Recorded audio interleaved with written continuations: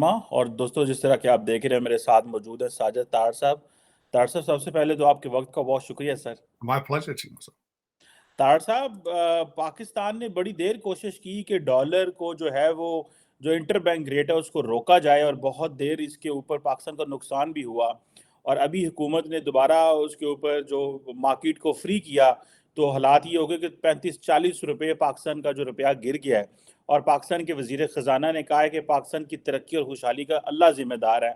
मतलब ये है कि साढ़े तो कोई उम्मीद न रखना। और उधर इमरान खान साहब ने, तारड़ साहब, ये कह दिया कि जरदारी ने किसी दहशतगर्द तंजीम को पैसे दिए हैं और साथ में हमारी एजेंसियां भी मुलव्वस हैं और मुझे ये मारना चाहते हैं। तारड़ साहब, एक तरह और उधर से जो हुकूमत है वो इलेक्शन करवाने को तैयार नहीं है प्रोविंशियल असम्बलीज के।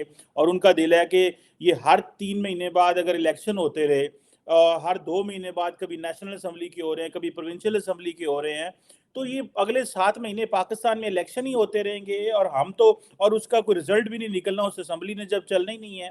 तो अब ये बात हो रही है कि इलेक्शंस ना हो, तो इसके ऊपर बताएं कि ये क्या डेवलप हो रहा है इकोनॉमिकली। इमरान खान की बात को कितना को रिसीव किया जा रहा है।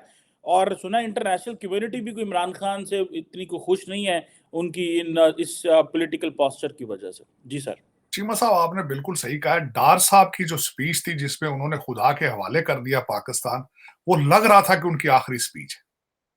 अगर आखिरी नहीं तो उन्होंने अपनी शिकस्त जरूर उसमें अपनी एक्सेप्ट कर ली। उन्होंने कहा जी कि मैं, वो जो आते ही कहते थे ना, डॉलर को डांग फेरनी है, डॉलर नीचे गिर जाएगा, फलां हो जाएगा, जिस तरीके से मुझे तो लग रहा मिफ्ता इस्माइल की बददुआएं लग गई इनको। वो बेचारा टीवी पे रोता रहा है जिस तरीके से इन्होंने ह्यूमिलिएट किया।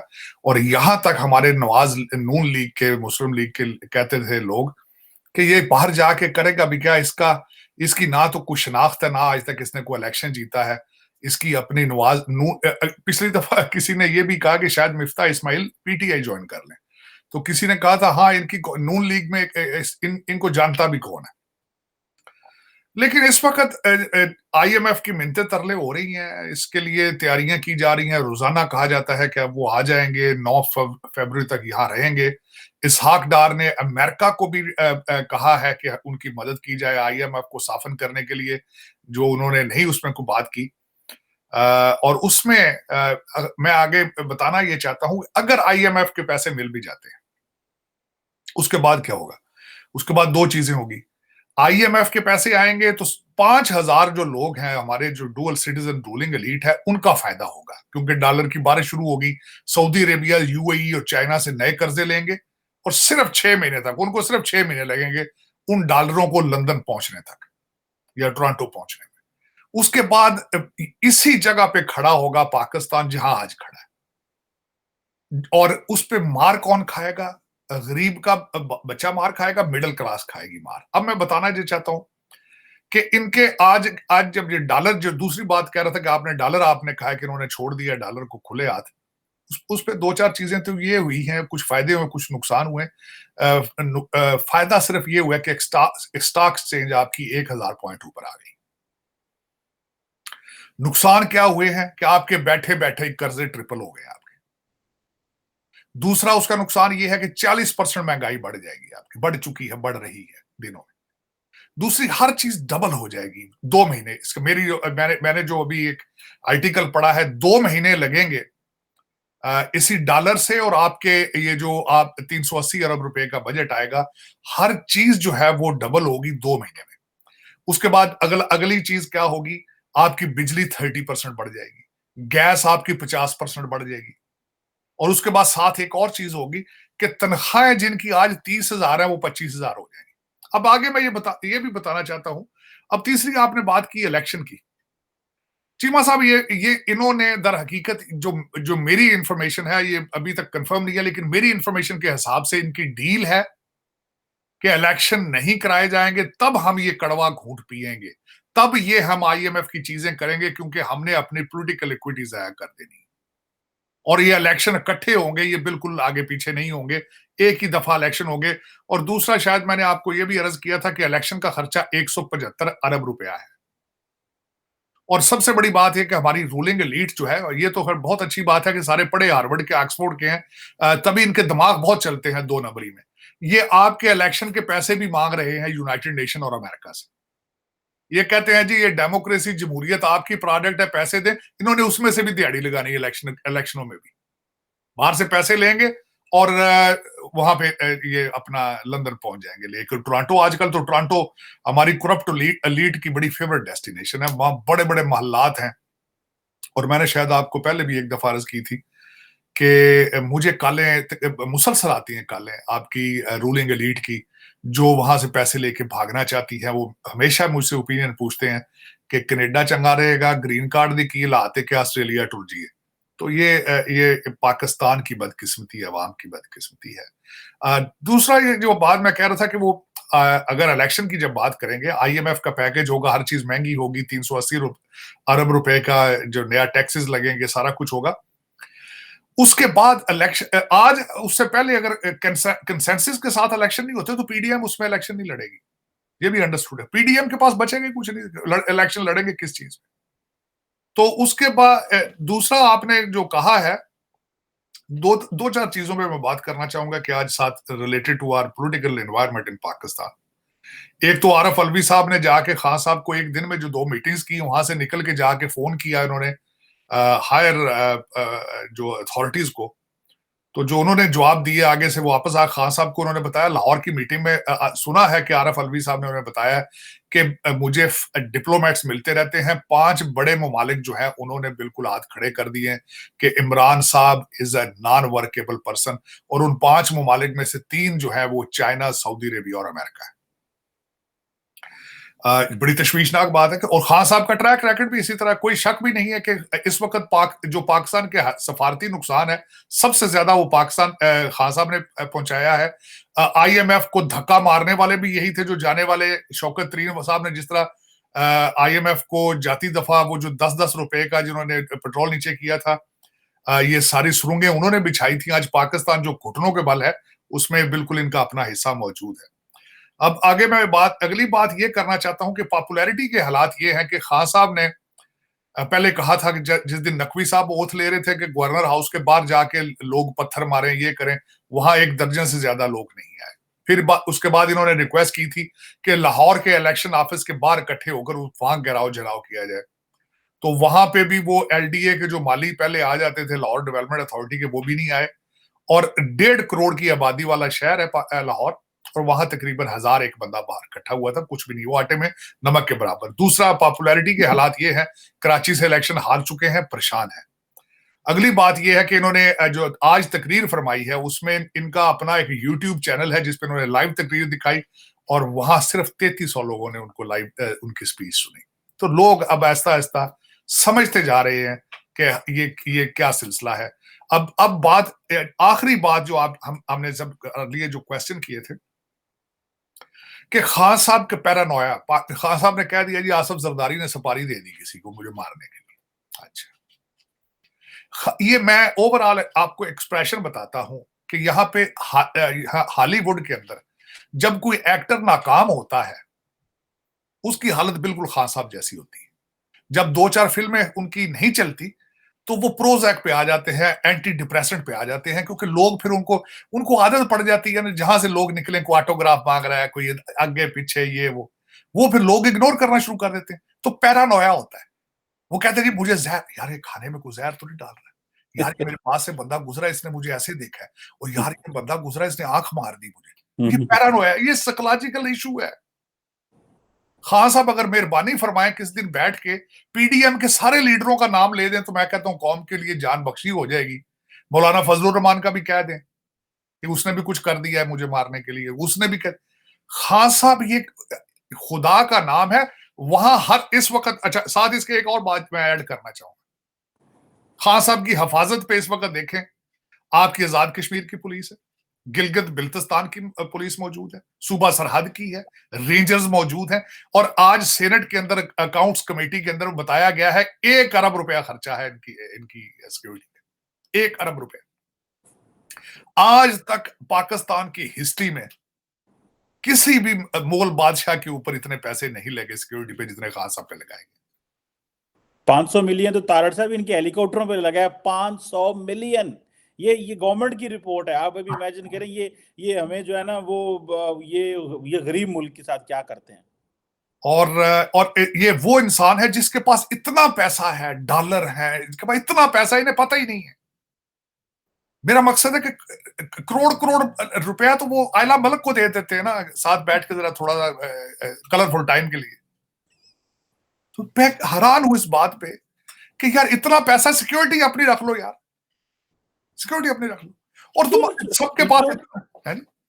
क्यों न छोड़ते हैं पाकिस्तान को तारड़ साहब? ये इतने अमीर हैं, इनकी भूख क्यों खत्म नहीं होती? अमर बिन मारूफ है। अब मैं अगले थोड़ी सी बात अगली भी करना चाहूंगा कि इस वक्त मुझे जो दूसरा सबसे बड़ा क्वेश्चन इस वक्त ये है कि मरियम साहिबा पाकिस्तान आ रही है। जी, ये बात। अब इस वक्त पाकिस्तान के हर शहर के अंदर फ्लैक्स लगाए जा रहे हैं, जश्न का समय, ढोली हायर कर ले उन्होंने। ये कौन सी जंग फतह करके आ रही है? वो शॉपिंग करन गई सी बीबी यार, की हो गया जे? वो जैकटें और स्वेटर को इस तरह की चीजें लेने लंदन गई थी और उसका इस्तकबाल इस तरह कर रहे हैं कि पता नहीं वो कौन सी जंग जीत के आ रही है, या आते ही कौन सा मंत्र पड़ेगी तो पाकिस्तान जो है वो उड़ना शुरू हो जाएगा, या दूध की नहरें निकल जाएगी यहां से। और रोटी 60 रुपये की होने वाली है। मैंने एक बात तो मैं भूल ही गया हूं अपनी आज के मैं नोट्स में, कि रोटी आने वाले दिनों, आज 25 की है, 2 महीने बाद 50 की होगी। और मैं अगली बात तो भूल ही गया हूं। हमारे मिस्टर जो शहबाज शरीफ साहब हैं, उनका प्लान भी तो देखें। उनका प्लान, उन्होंने 3 रिफॉर्म करने की बात की। उन्होंने कहा 10% सरकारी मुलाजमों की तनख्वाहें कम कर दी जाएगी, 15% मिनिस्ट्रियों का खर्चे का बजट कम कर दिया जाएगा। इस वक्त 78 मिनिस्टर हैं, 78 मिनिस्टर्स में से 30 मिनिस्टर रखेंगे, बाकी ऊपर वालों को कहेंगे कि प्रो बोनो बेस पे आप काम करें। सिर्फ 30 वुज़रा जो है उनको तनख्वाहें मिलेंगी। चलिए ठीक है, वो तो नवाब लोग हैं ना जी, गरीब आदमी तो बनते ही नहीं है। गरीब आदमी किस तरह मिनिस्टर बनेगा? बल्कि मैं एक छोटी सी बात आपको अर्ज करना चाहता हूं कि इस वक्त यहां तक स्टोरियां सुनी जा रही हैं कि जो सूबा सरहद के अंदर केपे में जो आपकी कैबिनेट बनी है, वहां अरबों रुपए चले हैं नॉमिनेशंस पे, अपॉइंट करने पे अरबों रुपए चले हैं। और अगर मैं आज उस पूरी लिस्ट पे गुजरा हूं, मेरे नजर गुजरी है सूबा सरहद की नई कैबिनेट पे, सारे के सारे अरबपति, उसमें सारे के सारे अरबपति। अब मैं उसमें, और सबसे बड़ी मैं पूछना चाहता हूं, 78 मिनिस्टर जरूरत क्या है? आपका तो आपकी तो रेट ऑफ गवर्नमेंट ही कहीं नहीं है। ਤੁਹਾਡੇ ਤੇ ਚੌਕੀਦਾਰ ਦੇ ਬਹਿਰੇ ਤੁਹਾਡੀਆਂ ਗੱਲਾਂ ਨਹੀਂ ਮੰਨਦੇ, ਤੁਹਾਡੇ ਕੋਲ ਇਖਤਿਆਰ ਹੀ ਕੋਈ ਨਹੀਂ, 78 ਮਿਨਿਸਟਰ ਰੱਖਣ ਦੀ ਕੀ ਲੋੜ ਸੀ? खान ਨੂੰ रोटी नहीं। लेकिन उसमें मेरी समझ से बाहर है कि इस वक्त चीमा साहब देखें, पैसा मैं हमेशा ये कहता हूं 300 बिलियन ले आए आज आप शाम तक, 300 बिलियन। उसमें से आधे से ज्यादा तो भाग गया, लंदन चला जाएगा, 4 बाकी है थोड़े खा पी लेंगे। इसके बाद क्या करेंगे आप? 6 महीने साल के बाद क्या करेंगे? इंडस्ट्री आपने लानी छोड़ दी, एक्सपोर्ट करना छोड़ दिया आपने। आप कोई चीज प्रोडक्ट ऐसी बनाते ही नहीं है जो एक्सपोर्ट करने के काबिल हो, या आपकी नीयत हो कि इसको एक्सपोर्ट करना है। प्लाटिंग शुरू कर दी सारा पाकिस्तान। अब मैं दूसरी बात, अगला मोड होना क्या है वो भी बता दें। मैं पहले भी बताया, श्रीलंका आजकल क्या कर रहा है? श्रीलंका अपने मुल्क के कपड़े उतार उतार के बेच के गुजारा कर रहा है। पहाड़ भी बेच रहा है, जमीनें भी बेच रहा है, ट्रेनें भी बेच रहा है, हर चीज बेच रहा है। और बिल्कुल उसी तरीके से इन्होंने करना है। इस वक्त मैं साथ एक छोटी सी, आज मेरे जेहन में था कि जब हमने इस वीलॉग में छोटी सी मैंने बात करनी थी, ये ट्रू वाकया है। एक दफा ये मैंने भी सुना है, शायद ये मैंने सुना हो काफी अर्सा पहले। वो कहते हैं किसी दुकानदार के दुकान के अंदर एक चीनी की बोरी थी, उसके ऊपर मक्खियां बैठी थी। तो मक्खियां बैठ के खा रही थी, तो कोई बंदा कस्टमर आया तो उसने मक्खियां उड़ाने की कोशिश की, तो दुकानदार ने कहा ना ना ना, ये ज्यादती नहीं करनी, ये ज्यादती नहीं करनी। उसने कहा यार ये जो बैठी हैं इनके पेट भरे हुए हैं, अगर इनको उठाओगे तो ऊपर से जो आएंगी ना दूसरी मक्खियां, तो भूखी होंगी, वो तो और चीनी खाएंगी। एड़ियां रजियां ने बैठियां रहने देना। इस वक्त अब इस वक्त वजह यह है कि लंदन वाले बासी आ रहे हैं, ये भुखे आए जो लंदन तो होके आने लगे, पाउंड हो गया बहुत महंगा। कुछ बच्चे ना जवान हो रहे हैं, कुछ ने शादी की, होर मकान भी चाहिए, प्रॉपर्टियां कारोबार चाहिए। अगे लगा जे ठेका साडे, अगली पिछली वारदात बनी है तहरीक इंसाफ की, हुण वो साइड ते हटे ने, हुण दूजा ग्रुप आउण लगा, हुण वो लंदन वाले आउण लगे ने, वो डाका मारनगे, ਉਹ ਉੱਠਣਗੇ ਤੇ ਫਿਰ ਦੂਜੇ ਹੋ ਇੰਨੇ ਚ ਭੁੱਖੇ ਹੋ ਜਾਣਗੇ। तो दर हकीकत मसला ये है कि मैं बार-बार खान साहब, कल भी मैं देख रहा था, खान साहब बार-बार अपीलें कर रहे हैं, सिस्टम के खिलाफ निकलो, जिहाद करो, हाँ, ये कर दो, वो कर दो। ओ खुदा दा ना यार, सिस्टम भी पाकिस्तानियों का है, चलाने वाले भी पाकिस्तानी हैं। अगर उनको कोई हया नहीं है अपने मुल्क को बचाने की, तो आप किस तरह बचा लेंगे? आपने 3.5 साल में क्या किया? ना तो आपने कोई नई लेजिस्लेशन की है, अकाउंटेबिलिटी का एक पैसा नहीं आप लेकर आए, बल्कि आपका वो जो क्या था वो बंदा बैरिस्टर आप लेके आए थे लंदन से, की ना सी चीमा साहब, उसकी वो क्या नाम था, वो जो अकाउंटेबिलिटी का, हाँ, I forgot his name, Shahzad Akbar. Shahzad Akbar है ना। उसकी तो माशाल्लाह करैक्टर जो है, उसकी तो वीडियो भी अब आ गई है बाहर के, मार्गा रोड गाड़ी खड़ी करके वो किस तरह अकाउंटेबिलिटी करता रहा। तो मेरा मकसद है खास चीफ साहब ने वीडियो दिखाई, हाँ, चीफ साहब ने दिखाई। लेकिन ये कि एक ऐसा एक ड्रामा बना दिया है कि वो, और मैं इस खास कर अफसोस इस बात का होता है कि आपके जब करैक्टर इस काबिल नहीं है, इस्लाम को क्यों इसमें बार बार लाते हैं खींच के, क्यों? मेरी समझ बात, हर चीज में इस्लाम ले आना कि इस्लाम लो, इस्लाम खुदा, मेरा हर चीज में कहना है पाकिस्तान बना इस्लाम के लिए था, तो पाकिस्तान के साथ अच्छाई क्या की आपने 76 सालों में? मैं मानता हूं ये नारा ये था, आज भी डार साहब में भी तड़का लाया, ये जो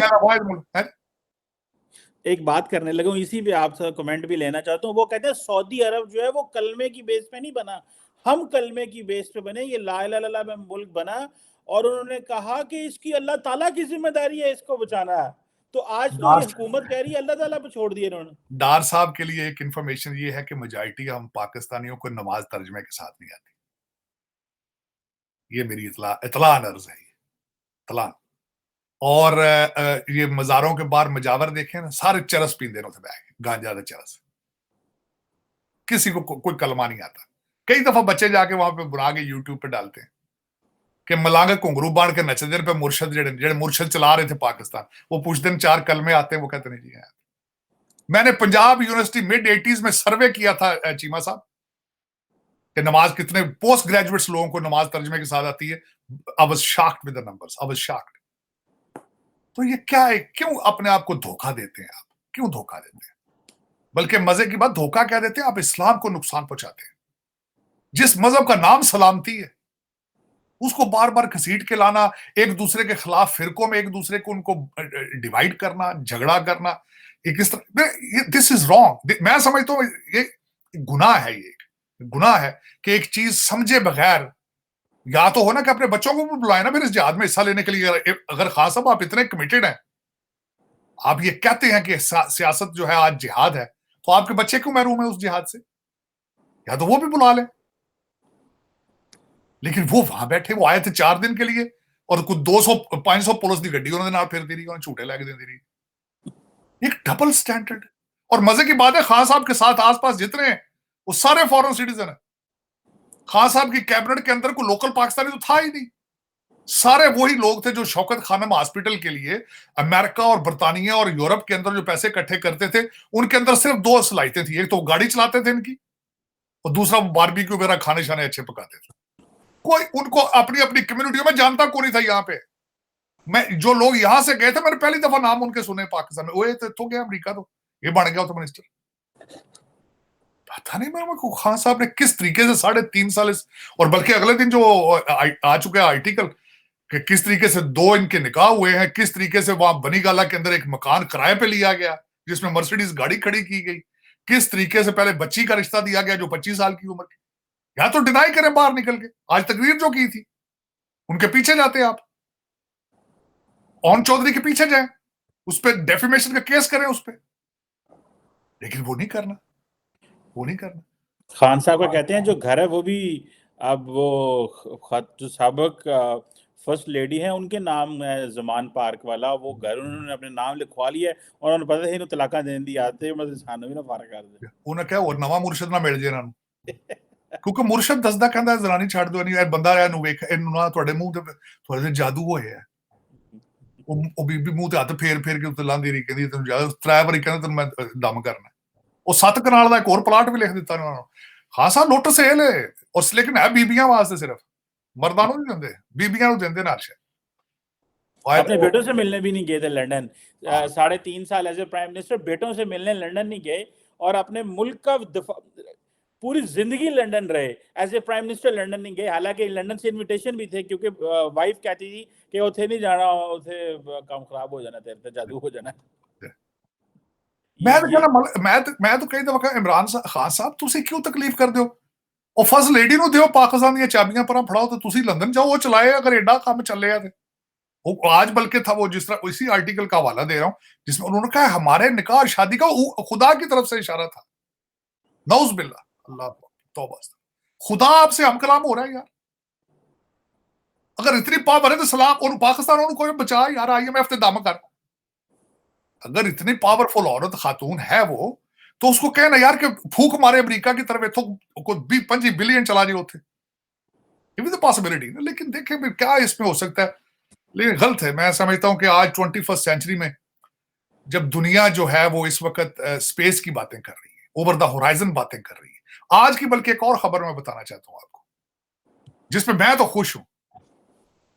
कहते हैं कि कैंसर का इलाज भारत इजाद करेगा, बल्कि एक किस्म के कैंसर का उन्होंने वहां तजर्बा किया, उसका इलाज उन्होंने दरियाफ्त कर लिया है। एक साइड पे एक कंट्री जो है वो जापान को सुप्रेस कर रहा है, एक साइड पे एक कंट्री आपके DNA वाला वो यूरोप इंग्लैंड की इकोनॉमी को क्रॉस कर चुका है, एक वही कंट्री आपके DNA वाला कैंसर का इलाज ढूंढ रहा है, और आप पस्तियां ढूंढ रहे हैं, आप अखलाकियात की, अपनी मादरे मिल्लत के कपड़े फाड़ने की आप एक्सट्रीम कर रहे हैं। आप देखें ना, सिस्टम के खिलाफ, जिसके खिलाफ आपको हुक्म दिया जा रहा है, अमीरुल मोमिनीन कह रहे हैं बगावत करो, सिस्टम में कौन है? आपके इदारे सारे जर्मन थे, कुछ फ्रेंच थोड़ी ने। आपकी जुडिशरी भी पाकिस्तानी है, एस्टेब्लिशमेंट भी पाकिस्तानी है, ब्यूरोक्रेसी भी पाकिस्तानी है, लेकिन उनके अंदर नेशनलिज्म नहीं। कभी मेरा दिल करता है, मैं हमेशा पहले रिक्वेस्ट कर चुका हूं कई दफा चीमा साहब, कि हर पाकिस्तानी पे फर्ज बनता है कि वो सारा दिन भारत के मीडिया को सुने। शायद शर्म आ जाए, शायद शर्म आ जाए कि ये वही लोग हैं, हमारी जुबान है, हमारा ही कल्चर है। वो सालन रोटी भी साढ़े वाली खाते नहीं यार, वो कहां जा रहे हैं, हम कहां जा रहे हैं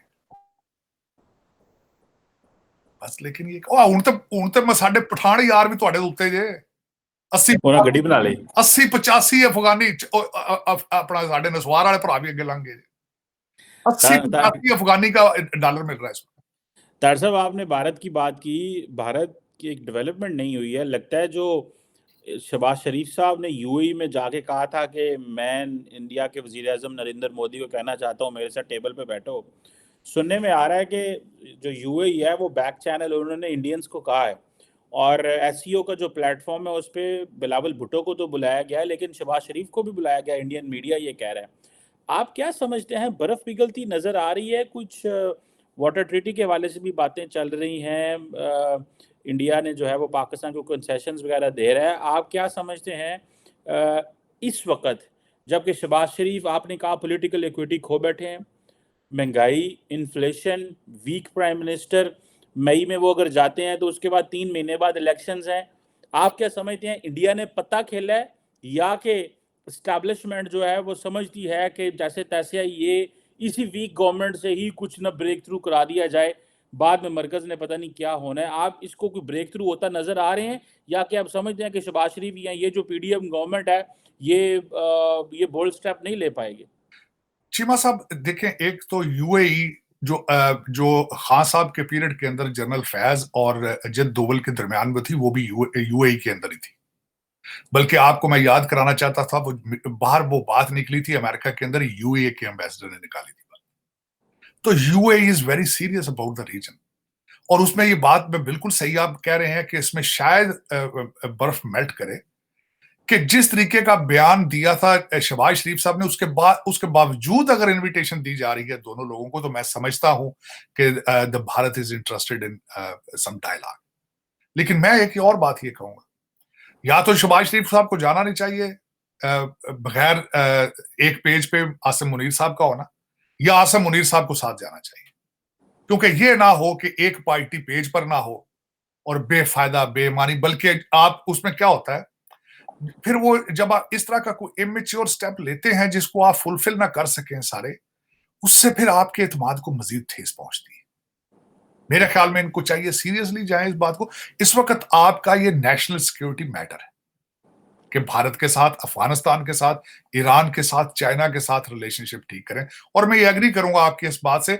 और दूसरा, मैंने पहले भी आपको अर्ज की थी कि इलेक्शन अभी नहीं होते, इलेक्शन नहीं होते, ये गारंटी मैं कर देता हूं, इलेक्शन नहीं होते। उसकी वजह ये है कि आपकी पीडीएम की गवर्नमेंट की ये अंडरस्टूड हो चुकी है डील कि सारे टफ फैसले हम करेंगे, लेकिन इलेक्शन से हमें बचाएं आप, हम इलेक्शन नहीं लड़ सकते अगर हम टफ डिसीजन लेंगे। और दूसरी उसकी बात है कि खान साहब को भी आपने चुप कराना है, तो तब ये सारे हम टफ डिसीजन लेंगे। और इसमें there is a strong possibility कि ये भारत के साथ भी जो नया डायलॉग शुरू हो रहा है, इसके पीछे भी सारे लोग सीरियसली इसको सोच रहे हैं। और मैं समझता हूँ बड़ी खुशहाल बात है, होना चाहिए, होना चाहिए, इसके वेरी इंपॉर्टेंट। देखिए, मैं हमेशा ये गिला देता रहा हूं हमेशा कि हमारे फॉरेन मिनिस्टर साहब अपने पड़ोस के चारों मुल्कों में नहीं गए और हर उस मुल्क में गए हैं जहां से डॉलर और यूरो मिलने की उम्मीद है। गलत बात। हालांकि ना ये नहीं पता, अगर यहां से रिलेशनशिप ठीक करेंगे तो डॉलर यूरो भी आ जाएंगे, आपका रुपया ही स्ट्रांग हो जाएगा, ट्रेड शुरू करें आप। आपकी जो टूटी फूटी टेक्सटाइल इंडस्ट्री थी वो भी आपने खत्म कर ली है। इस वक्त तो हालात बहुत ज्यादा खराब है। डॉलर ना होने की वजह से आपकी पेट्रोलियम प्रोडक्ट भी नहीं आ रही इस वक्त।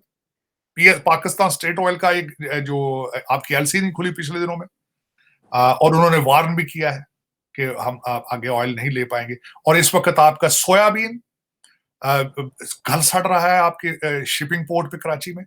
और इस वक्त आपके तकरीबन 900 के करीब आपके जो शिप कंटेनर है वहां पे खड़े हैं, और बुरी हालत है। बल्कि आने वाले क्या, जाने वाले भी बंद हो रहे हैं, क्योंकि आपकी शिपिंग कंपनियां भी भाग रही हैं। और आज मैंने एक और किसी जगह पढ़ा है कि आपकी एयरलाइनें भी, जो आपकी फ्लाइटें आ रही हैं पाकिस्तान के अंदर, एमिरेट्स, इतिहाद और दूसरी जो आ रही हैं, वो भी अपने ऑपरेशंस बंद करने के बारे में सोच रही हैं, क्योंकि आप उनको पैसे नहीं दे रहे डॉलरों की शक्ल में।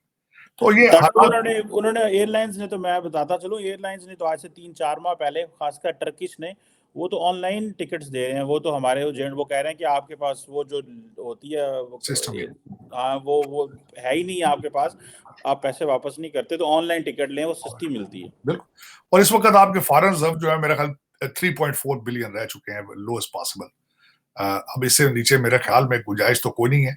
लेकिन अब देखें कि आने वाले दिनों में खतरनाक, जो मैंने आपको बताई थी बात, हर चीज डबल होगी, हर चीज डबल हो जाएगी प्राइस। 2 महीने लगेंगे 60 दिन में, लेकिन तनख्वाहें वही रहेंगी। और इससे सबसे बड़ा खतरा जो है, 1.5 करोड़ लोग जॉब फौरन लूज कर जाएंगे। ये करप्शन बढ़ेगी, करप्शन बढ़ेगी, लॉ एंड ऑर्डर डाके बढ़ेंगे।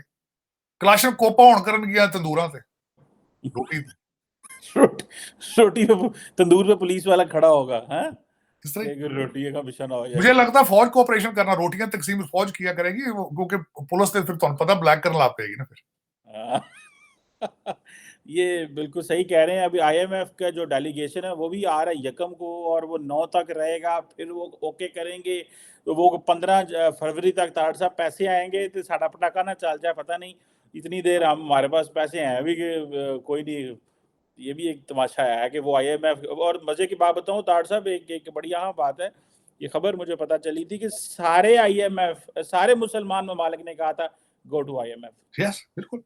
सबने कहा था गो टू आईएमएफ। आपके ब्रादर, ये कहते हैं ब्रादर मुल्क ने कहा था यार भाई, आपकी प्रॉपर्टी लंदन में हमारे से ज्यादा है। और मैं क्या, साडे को चोखे मकान तुहाडे कोल ने, कई प्राइम प्रॉपर्टियां ਅਸੀਂ लेना चाहते सा, पता लग गया तुहाडे कोल ने। हाँ, तो उन्हें, और दूसरा उन्हें अपने रियालों की और डॉलरों की स्मेल आती है उन प्रॉपर्टियों में से जो आपकी है वहां पे। और इस वक्त देखे ना, वो मैडम आ रही है वापस, बड़ा इस्तकबाल हो रहा है जी उनका। वो आप वाली बात है कि वो सारे जो लोग जा रहे हैं हर हल्के से, उन्होंने कहा जी जार बंदा लेके आओ ताकि ऐसी मैडम का इस्तकबाल करिए। वो आप वाली बात है। वो अब वो खैबर पख्तूनख्वा और पंजाब के दौरे करेंगी, और वो अब सीनियर तरीन इस वक्त लीडर होंगी। नहीं, इसमें एक चीज बड़ी मुश्तरक है, मैं समझता हूँ हमारी सियासत के अंदर बड़ी इंपॉर्टेंट है, कि पाकिस्तान के अंदर सियासत में आने के लिए आपका खूबसूरत होना बहुत जरूरी है। जिस तरह इमरान खान साहब हैं, मैडम ने भी जाके वो जोर दिया है, मैंने बताया शॉपिंग और काफी चीजें उन्होंने की हैं। बिलावल साहब भी, उनका भी आया है कि वेरी वेल ड्रेस पर्सन। तो मेरे जैसे बंदों का, चीमा साहब आप जैसे बंदों को पाकिस्तान के अंदर कोई फ्यूचर नहीं। ताड़ साहब किसी पूछना भी नहीं है ताड़ साहब ਅਸੀਂ सानू ना कट देना हम बीडी मेंबर नहीं बन सकते क्योंकि ਅਸੀਂ सोने नहीं ना पाकिस्तान में ये बड़ा पॉलिसी नहीं चाहिए आपको बोलना नहीं बंदा होना सोना चाहिए हाँ बंदा होना चाहिए थैंक यू वेरी मच ताड़ साहब दिस वाज अ प्लेयर ये जो डिस्कोर्स हम ये जो बात कर रहे हैं इसमें बड़ी तकलीफ है लेकिन वो क्या करें कि अब हमारे जिसे कहते हैं ना हम इसके इतने यूज टू और नॉर्मलाइज हो गई ये बातें कि हम समझते हैं कि जब इन लोगों को परवाह नहीं है आम आवाम जो है वो परेशान है सुबह दोपहर शाम कि उनका पता नहीं क्या बनेगा वरना ये जो बातें की जा रही हैं ये तो जो जिसे कहते हैं ना खून के आंसू रोने वाली बातें हैं लेकिन अनफॉर्चुनेटली हमारी पॉलिटिकल क्लास जो है ये सारे अपॉर्चुनिस्ट हैं जो भी आया हर बंदे ने एक अपॉर्चुनिज्म जो है वो शो की है थैंक यू वेरी मच साहितार साहब it's always pleasure talking to you sir बड़ी मेहरबानी